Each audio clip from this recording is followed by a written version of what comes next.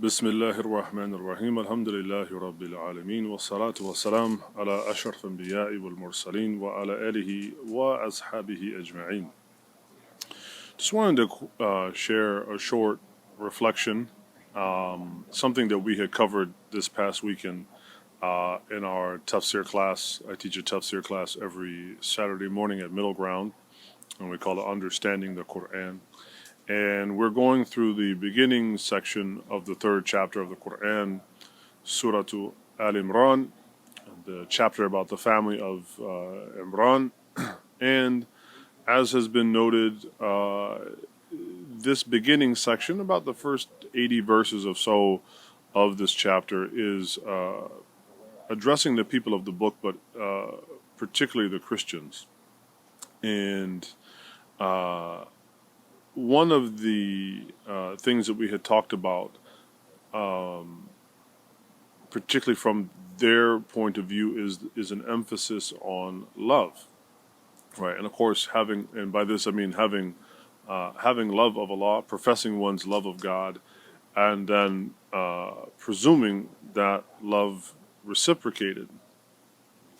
And the way that it has kind of sort of trickled down over the centuries in Western society, and even as it's eventually trickled so far that it is kind of walked away from a kind of orthodox Christianity to some of the more, again, sort of like new agey spiritualities that are really kind of devoid and bereft of what we would think of as like a sharia or like a code that a person would have to adhere to, is the notion that simply because one professes one's love of God, that it assumes that that love will be reciprocated, and then quite often that it's just simply the profession of that love alone is enough, and we don't even have to worry about whether it is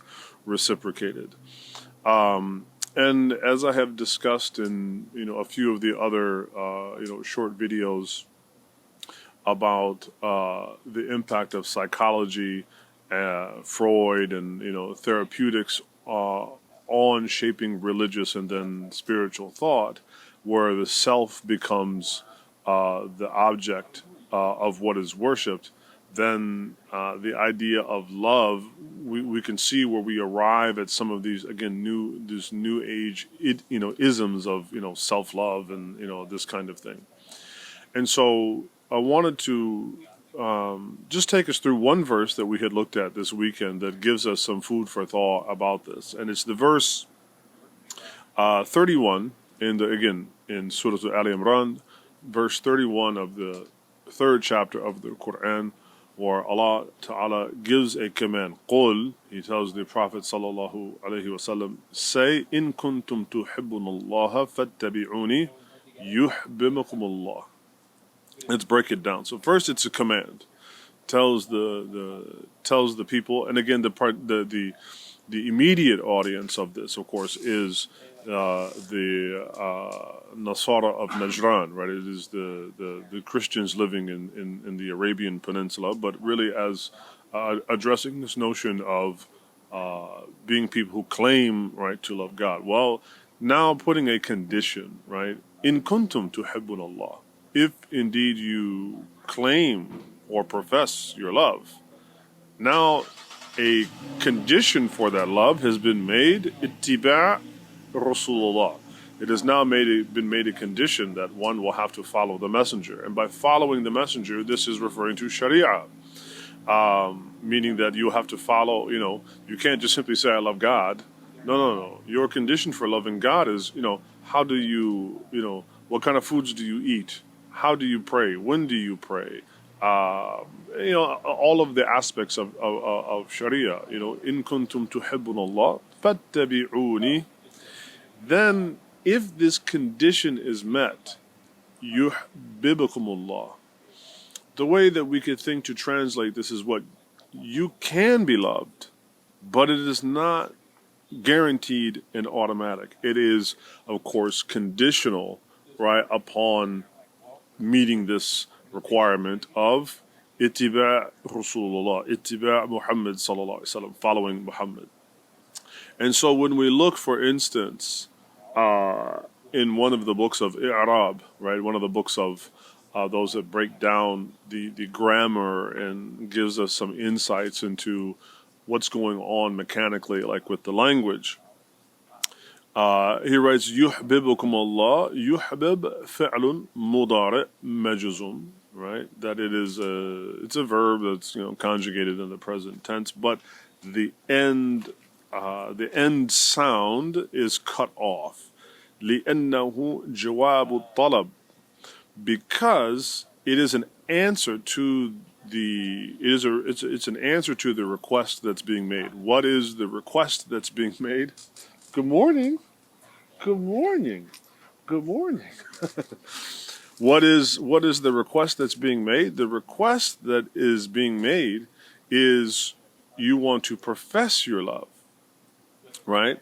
But the condition under which that profession is made authentic and true is, again, following Muhammad sallallahu alaihi wasallam.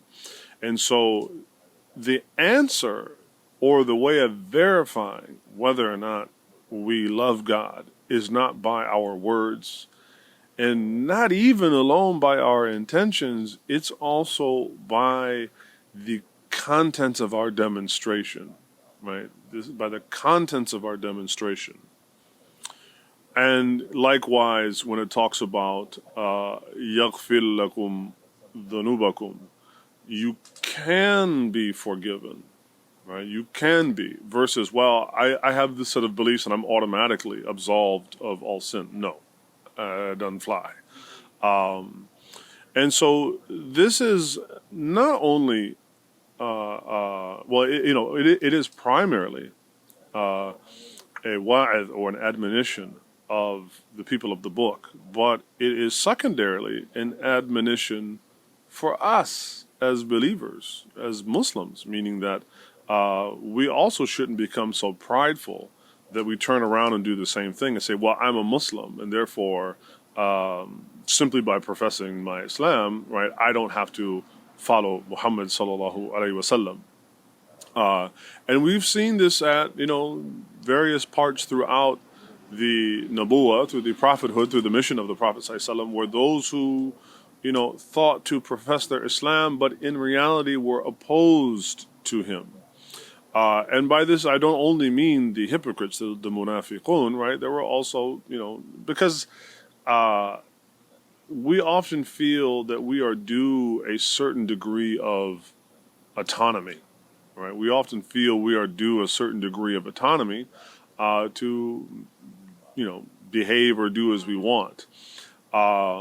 And I saw a short video today by some, so-called Islamic educational institution, where the person was saying, like, this approach to studying Islam and to interpreting the Qur'an as a rule book versus one about having an emotional attachment. Yeah, it's important to have an emotional attachment, but this is exactly what Allah is saying in the book. In kuntum tuhibb, right? If you love, what is love? Emotion. If you claim to love, then that love is going to have to be justified, predicated, grounded in something that is actually non-emotional, right? Your love, right? You can have your emotions. You should have your emotions. You should have an emotional attachment to God. You should have an emotional attachment to the Qur'an. You should have an emotional attachment to the Prophet ﷺ, right? But those have to be grounded in the objective. You can have your subjective aspects of your relationship with Islam, Allah, the Qur'an, the Prophet, but they must be grounded in the objective. What? Ittiba' Muhammad sallallahu alaihi wasallam. Fattabi'uni. And this will be a great challenge for some people that, underneath the guise of love is really hiding a kind of hubris and a kind of arrogance and a kind of obstinance that you proclaim this, but in actuality, right, you are wanting to just do your own thing, and you're not wanting to be subservient not only to Allah, because again, Islam is not peace, right? Islam is what we often say is submission, but we could also, to make a synonym of that, we could say it as what? It is subservience, right? So it is subservience to, obviously, it's subservience to Allah, submission to Allah. It is also subservience and submission to the Prophet himself, alayhi salatu wasalam, to follow him, to believe in him, and to do as he did. And it's quite revealing that now you have some Muslims coming out and saying that, this whole rule book mentality of looking at it is a rule. Rules apply even to love, right? In قُلْ إِن كُنْتُمْ تُحِبُّونَ اللَّهَ فَاتَّبِعُونِي يُحْبِبُكُمُ اللَّهُ. And so the idea that love conquers all. No, love is conquered by the one, and love is brought to bear and brought to heal and brought into accordance just as any other human emotion. Love, hate, anger, passion, avarice, all of the human emotions, right, to some extent will have some type of justifiable release or outlet, but they will be constrained to one degree or another by Allah, by His book, and by His Prophet. So something to consider. Also, to try to become a little bit more self-aware as to how we have been influenced by not only Christian thought, but particularly post-Christian thought, to where now we want to kind of have like a sort of Sharia-less Islam, Islam bidun Sharia, right? So something really to think about, that love has its conditions, and it also has its parameters for its demonstration. So anyway, just sitting here this morning, getting a little reprieve from the hot weather we've had, I wanted to share. This is just one small part that we had covered this weekend, inshallah. If you're interested, you can DM me for an invite. It's to the tafsīr class on Saturday. It's something that I don't just live stream, right? It's something that I want to have active participation, so people have to demonstrate they want to be there. So you can hit me up, inshallah, if there's something that you're interested in. So inshallah, may Allah Ta'ala bless you for the rest of your day. For those of you who are fasting, I wasn't able to fast today. For those of you who are fasting today, inshallah, may Allah Ta'ala accept from you. And inshallah, I have the intention to fast tomorrow for Ashura, for the 10th of Muharram.